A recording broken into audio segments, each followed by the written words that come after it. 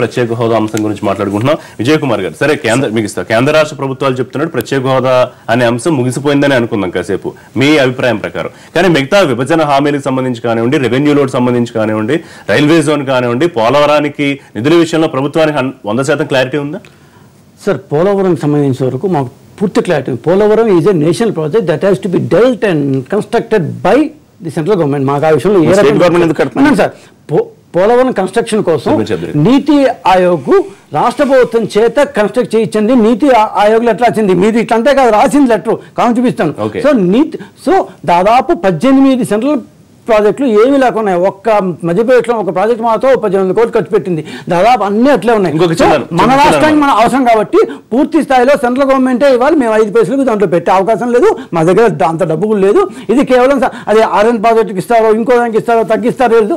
నిన్న ఉమాభారతి చెప్పింది ఫైనల్, నాకు తెలీదు ఆవిడ ఏం చెప్పారో. అట్లా ఉమాభారతి చెప్పింది ఫైనల్ అనుకుంటే ఇంద్రకాంత్ గారు చాలా చెప్పారు, మీకు ఏమి చాలా సార్లు చెప్పారు. So it is Modi who has to take a decision.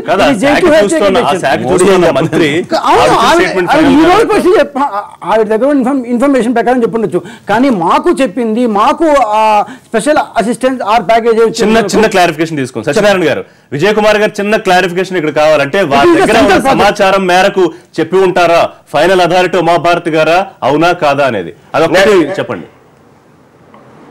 Sir. ఇది ఏదైతే జాతీయ హోదా కింద ప్రకటించిన తర్వాత ఇక్కడ రాష్ట్రంలో ఒకసారి రివ్యూ చేసి దాన్ని ఎన్హాన్స్ చేయడం జరిగింది, కానీ పోలవరం ప్రాజెక్ట్ అథారిటీతో కలిసి ఈ ప్రాజెక్టుకి ఎస్టిమేషన్స్ ఏవి మార్చడం జరగల.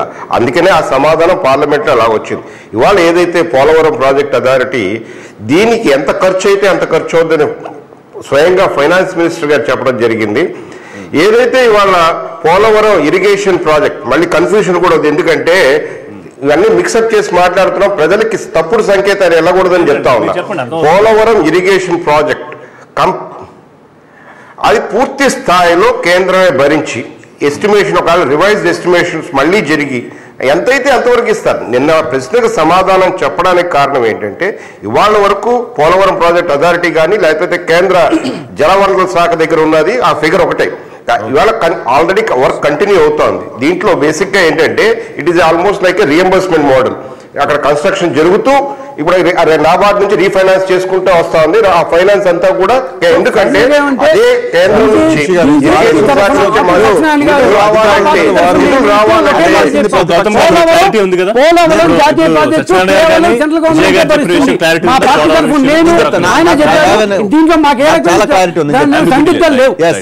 ఇప్పుడు ఒకటి ప్రత్యేక హోదా విషయం మాకు తెలిసి భారతీయ జనతా పార్టీ తెలుగుదేశం వాళ్ళు దాన్ని సమాధి చేయాలనుకున్నా కూడా జాతీయ పార్టీగా కాంగ్రెస్ పార్టీ ప్రత్యేక హోదాను ఆంధ్రప్రదేశ్కి అమలు చేయడానికి ఒక విధాన నిర్ణయం తీసుకుంది. ఈవేళ రాజ్యసభలో బలపరిచే 14 రాజకీయ పార్టీలు కూడా ఆ విధానాన్ని బలపరుస్తున్నాయి.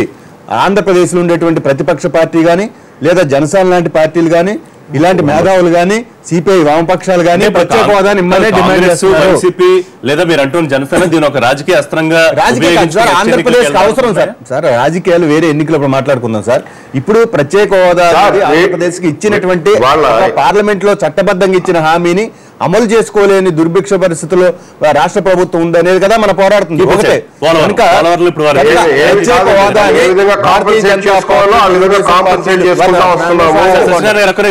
భారతీయ జనతా పార్టీ తెలుగుదేశం పార్టీలు హోదాని ఇవ్వమని చెప్పినా కూడా హోదాన్ని సజీవంగా ఉండే అంశము, హోదా అమలయ్యే అంశము కాంగ్రెస్ పార్టీ పూర్తి భరోసాతో ఉంది. ఒకటి, దానికి రాష్ట్రం నుంచి కూడా ప్రతిపక్ష పార్టీలు కానీ ఇతర రాజకీయ పక్షాలు కానీ పౌర సమాజం కానీ ప్రజలు కానీ దానికి మద్దతుగా ఉంటారనేది మా విశ్వాసం. రెండవది, పోలవరానికి సంబంధించి మీరు అరుణ్ జైట్లీ గారు యాక్చువల్గా పోలవరానికి 5,500 కోట్లు ఖర్చు పెట్టింది కాంగ్రెస్ హయాంలో, అనుమతులు ఎక్కువ తెచ్చింది కాంగ్రెస్ హయాంలో.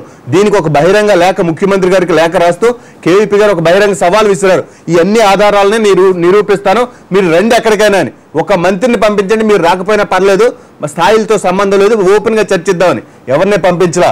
ఈవేళ పోలవరం జాతీయ హోదా ఇచ్చింది కాంగ్రెస్ ప్రభుత్వంలో, యూపీఏ ప్రభుత్వంలో. ఆ రోజు ఇచ్చినట్టు చట్టబద్ధం చేసింది. ఈవేళ దాన్ని నాకు ఇవ్వండి అని కోరితే నీతి ఆయోగ్ దాన్ని సూచించిందని స్వయంగా అరుణ్ జైట్లీ గారు చేసిన స్పెషల్ అసిస్టెంట్స్ లో ఆంధ్రప్రదేశ్ కి ప్రత్యేక సాయం నోట్లో ఏమని రాశారంటే ఆంధ్రప్రదేశ్ ప్రభుత్వం కోరిన మీదట పోలవరాన్ని కన్స్ట్రక్ట్ చేయడానికి ఇస్తామని చెప్పారు.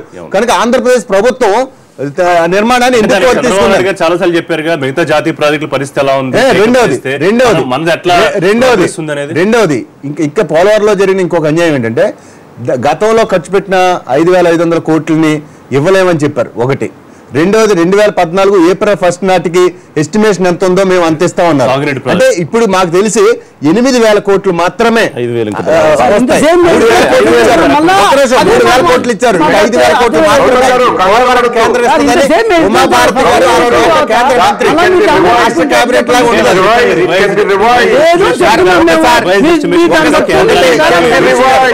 రిషి గారు 2013లో చివరి రివైజ్డ్ ఎస్టిమేషన్స్ వెళ్ళాయి. దాని ప్రకారం నేను సమాధానం చెప్పారు. పోలవరం మీద మీరు నెంబర్ పోలవరం మీద అరుణ్ జైట్లీ గారికి ప్రకటనకు ముందు రాత్రికి రాత్రి 33,000 కోట్లు 43,000 కోట్లు ఎస్టిమేషన్ పెంచి దాని ప్రకటనలో చేయించాం 100% ఇస్తుందని కదా ముఖ్యమంత్రి గారు చెప్పింది.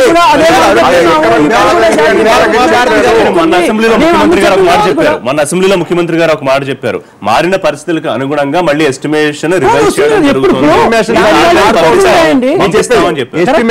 మారుతూ ఉంటాయి. కేంద్రం ఏం ప్రకటన చేసి ఉండాల్సిందంటే అప్పుడు దానికి ఎంత ఖర్చు అయినా ఇరిగేషన్ ప్రాజెక్ట్ కి పవర్ ప్రాజెక్ట్ తీసేయండి, ఇరిగేషన్ కి ఎంత ఖర్చు అయినా కేంద్రం అరుణ్ జైట్లీ గారు అదే చెప్పారు.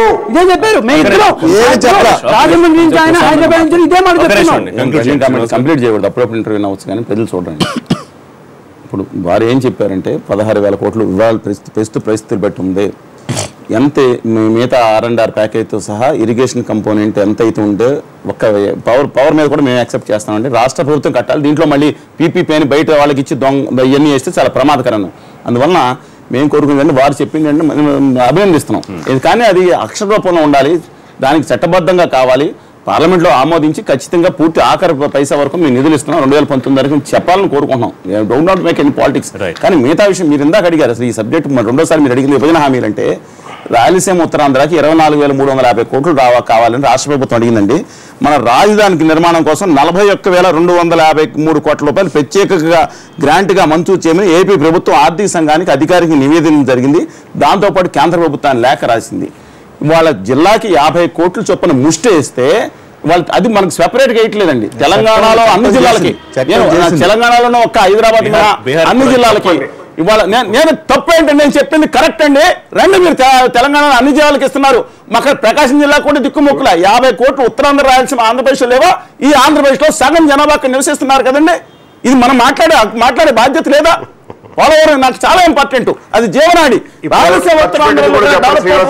మన ఆశ్వాసన రాజధాని నిర్మాణానికి అప్పులు ఇప్పిస్తున్నారు మీరు అన్నారు. అప్పులు కాదండి, ఆత్మగౌరవంతో తెలుగు మాట్లాడలేదు. మీరు కౌంటర్ చేయండి కావాలంటే. You're having every right to protect it. మనోభావాలు ఇవన్నీ బాగుంటాయి. మనోభావాలు జీవితం పెడితే బాగుంటుందండి. దాంట్లో ప్రజల్లో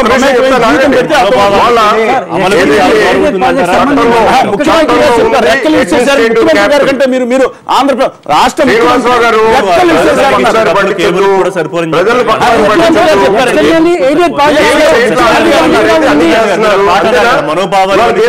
రాష్ట్రానికి ఏం చేయట్లా, కేంద్రం ఏం చేయట్లా, మీరు ఒక్కలే మీరు దీని గురించి పట్టించుకుంటున్నారు, మిగతా వాళ్ళు ఎవరు పట్టించుకుంటున్నారు.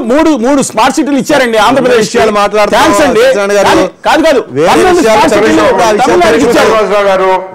మీరు 3 స్మార్ట్ సిటీ ఇచ్చారు ఆంధ్రప్రదేశ్ కి, ధన్యవాదాలు.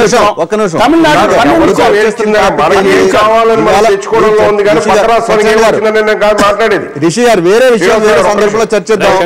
ఇవాళ చర్చిస్తున్న విషయానికి సంబంధించి మీరు రాజకీయంగా ఒక నిర్ణయం తీసుకున్నారు, ఎన్నికలు అయిపోయి ఆంధ్రప్రదేశ్ లో ఇక్కడ ఓట్లు అడగాల్సిన పని లేదు కనుక మీరు ఇచ్చిన హామీని 10 ఏళ్ళు అమలు చేస్తామని హోదాని నెరవేర్చాల్సిన అవసరం లేదు కనుక మీరు చాలా స్పష్టంగా ఉన్నారు ఆ విషయంలో.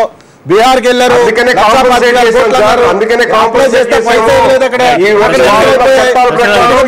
ఎన్నికల్లోకి వెళ్తే మాట్లాడి వెళ్ళిపోతున్నారు. అన్ని భవిష్యత్తులో ప్రజలు చేస్తారు బాధ్యత ఉంది కాబట్టి, ప్రజల్ని మభ్యపెట్టం కాబట్టి బాధ్యత లేక ఇలా చేస్తారు 10 ఏళ్ళు ప్రత్యేక హామీల్ని.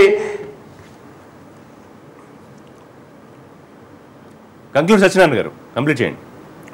రిషి గారు ఏదైతే ఇవాళ ప్రత్యేక హోదా వల్ల వచ్చే 30% డిఫరెన్స్, ఇవన్నీ 14 ఫైనాన్స్ కమిషన్లు ఇవన్నీ పక్కన పెట్టండి. ఏ విధంగా అయితే ఎక్స్టర్నల్లీ ఎయిడెడ్ ప్రాజెక్ట్స్ ద్వారా మీరు క్యాపిటల్ సిటీ అవనివ్వండి, చట్టంలో ఉంది అడ్మినిస్ట్రేటివ్ క్యాపిటల్, మిగతా దానికి ఏదైతే ఇవాళ 41,000 కోట్లు రుణాలు తెచ్చుకున్నా ఆల్రెడీ వాళ్ళ దగ్గర 1,050 కోట్లు 2,000 కోట్లు 1,800 కోట్లు, నాకు ఎగ్జాక్ట్ ఫిగర్ గుర్తులేదండి, దానికి కూడా ఏషియన్ ఇన్ఫ్రాస్ట్రక్చర్ డెవలప్మెంట్ బ్యాంక్ నుంచి వస్తా ఉంది.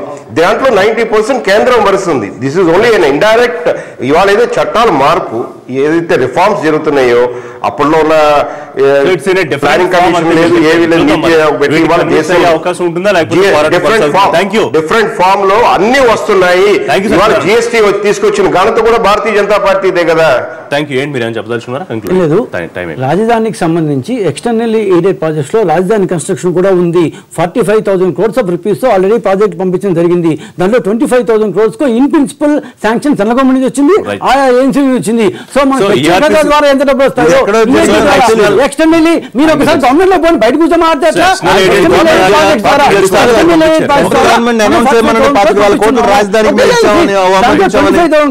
ఇన్ ప్రిన్సిపల్ శాంక్షన్ వచ్చింది. సో దాంట్లో 4,000 కోట్ల రూపాయల రాజధాని కన్స్ట్రక్షన్ ఇష్యూస్ కూడా ఉన్నాయి. దీంట్లో 90% కేంద్రం పోయిస్తుంది.